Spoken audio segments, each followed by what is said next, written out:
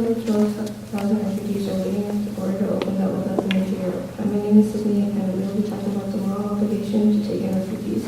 My first assertion is that letting in refugees will affect the economy in a positive way. My second assertion is that a lot of the resentment of not letting them in is based off incorrect stereotypes. My third assertion is that most of the refugees have jobs and are educated and have houses and money. My first assertion is that letting them in will help the economy in a positive way. This is because when someone generally does something nice for someone, they want to repay them as a way to say thank you. And in this case, the refugees are not able to say thank you directly to anyone in particular.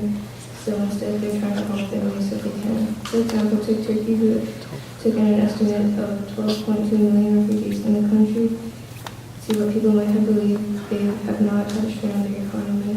In fact, the economy has grown up to 4% in the last 2 years. This is because the refugees are taking the jobs that people don't really want and not asking for any extra. My second assertion is that most of the statements that are against refugees are based on incorrect stereotypes. Many of the refugees that are trying to flee are not bad people. They are all educated and kind-hearted people. In Greece, there are thousands of refugees hoping that the wall that separates them from Europe will open. Every day, they struggle to get basic needs like food and water. Living in conditions like this could take a toll on anyone not knowing what tomorrow may bring. But even in these conditions, the refugees show compassion towards each other and complete strangers. At the camp, there have been instances where kids and elderly have lost their way back to their tents, and in every case, within minutes, there are several other refugees there to help them, even when they don't know them. Most of the people who are against letting in refugees use the excuse that they are going to be terrorists and they're going to bomb everything. But what they don't realize is that most of the refugees that are trying to come in are trying to run away from this sort of thing. My last assertion is that a lot of the refugees are very educated. At many of the camps, refugees are a good portion of the people at the camps are educated students. On VoneNews.com, they did a study that showed that 86% of the refugees had secondary or university degrees. Their professions were a wide range, including merchants, carpenters, engineers, teachers, doctors, and hairdressers. On one of the camps, there was a wife and a husband who asked not to be named why they wouldn't allow them to pass. She said that her husband was a computer scientist and they had left Siberia because it was just too hard to survive for now. Thank you.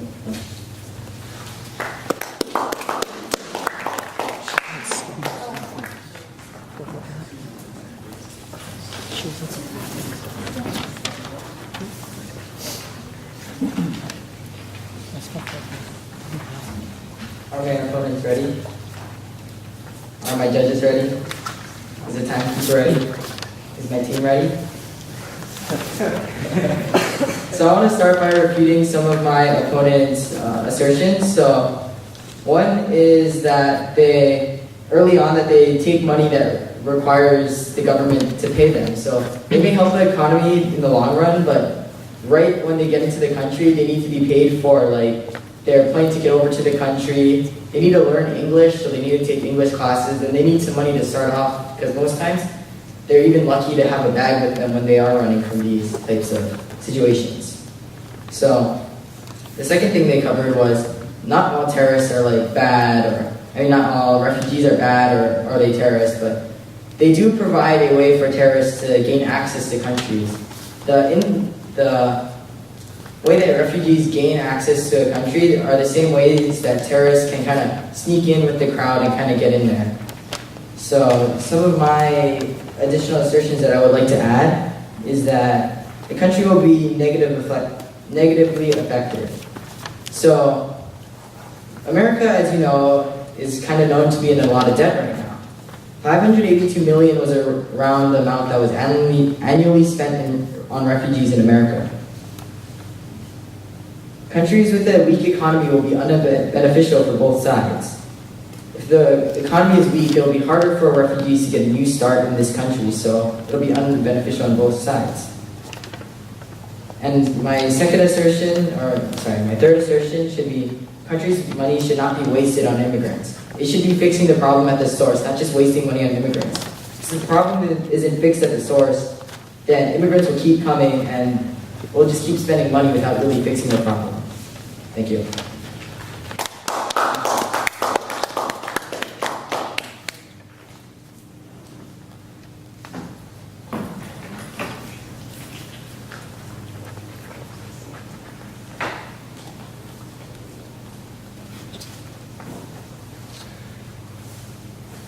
Is the opposing team ready?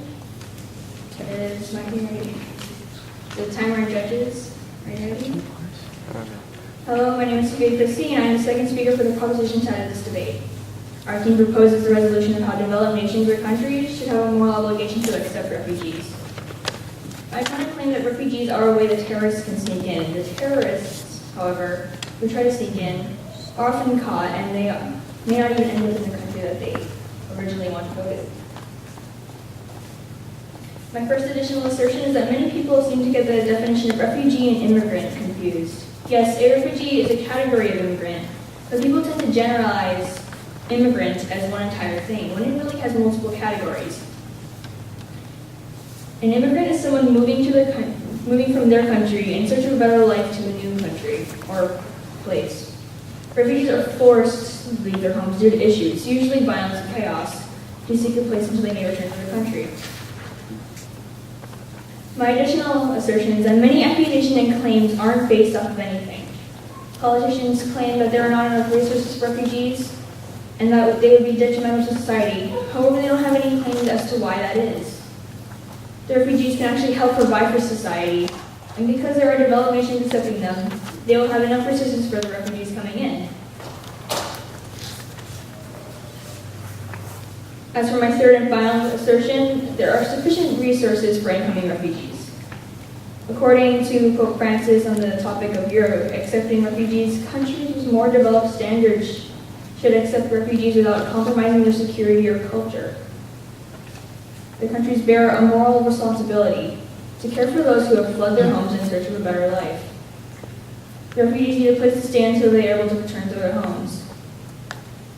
As said by Sarah Parrott, a professor at Northeastern University, politicians seem to be taking it upon themselves to rehouse the refugees. She quotes, "On this view, we do not have obligations to help the most needy refugees, but only to the extent that we do not have to sacrifice anything of value." Thank you.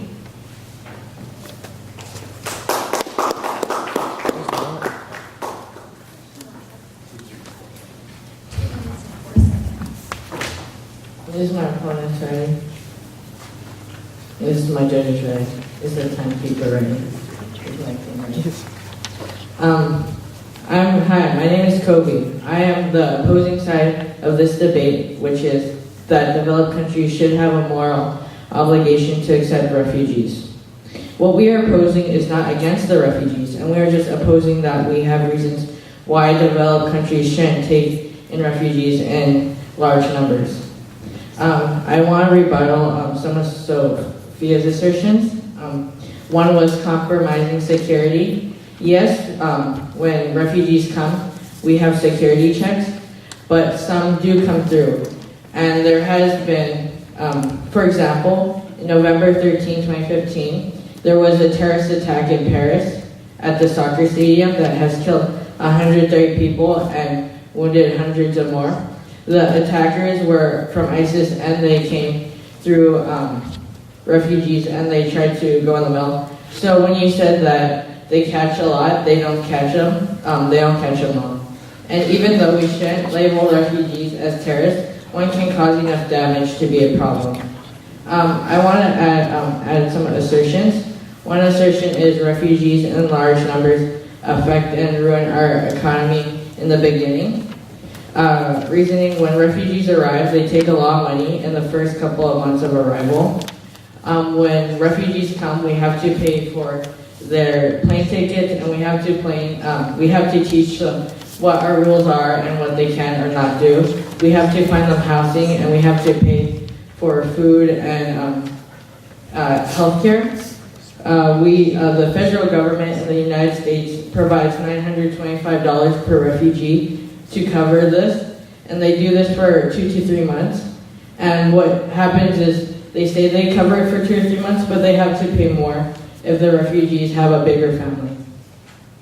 Another assertion I want to add is that refugees are criminals and they do bring a lot of criminal activity. When Sophia said that the claims aren't based off of anything, actually in Germany there's been a raise of 4% of criminal acts, and a lot of them were usually little offenses like shoplifting, but this still adds that there was criminal acts due to refugees. Thank you.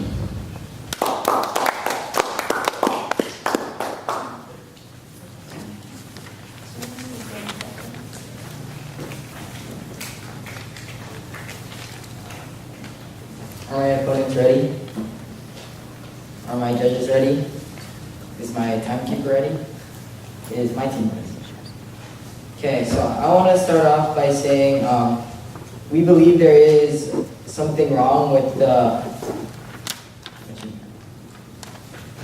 resolution, the wording of the resolution. It uses the word moral obligation. So moral obligation is defined by values, so we're thinking that different countries will use this as a trapdoor to kind of get out of this treaty or obligation that they have to this. So moral means like an individual value, so different countries will have different values, so this will be a way for them to kind of cheat the system and make other countries take the refugees that they can't take. So that's one of the reasons why that we oppose this resolution.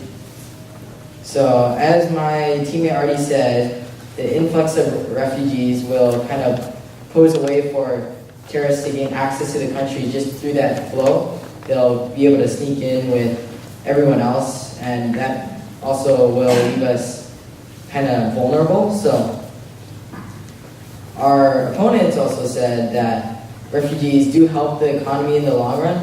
Yes, I agree with that, but how much do they help us? Is it a great enough risk to take that they may help the economy a little bit, but they still will leave us vulnerable to terrorists through the way that they come into our country? Thank you.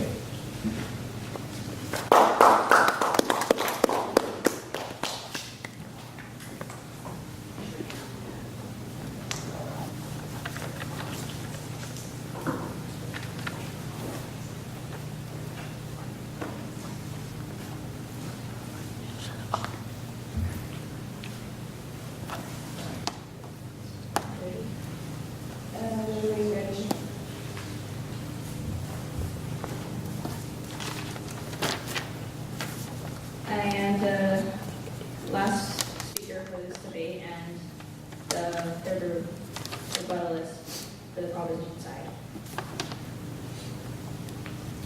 So, as Kobe had said, that most of the refugees coming in are criminals. However, it was never justified that the people who were doing all these acts were actually refugees. It was never actually said. And if even so, they might steal because they're not having enough resources to be surviving with, or they're just too poor to get in to countries.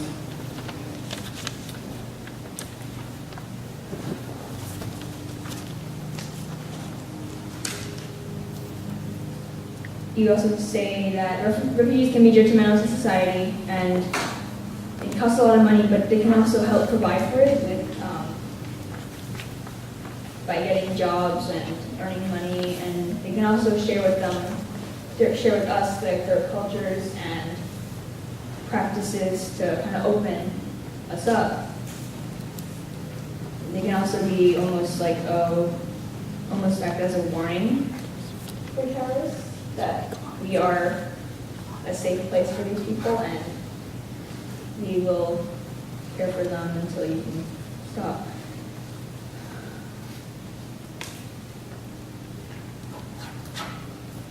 Thank you.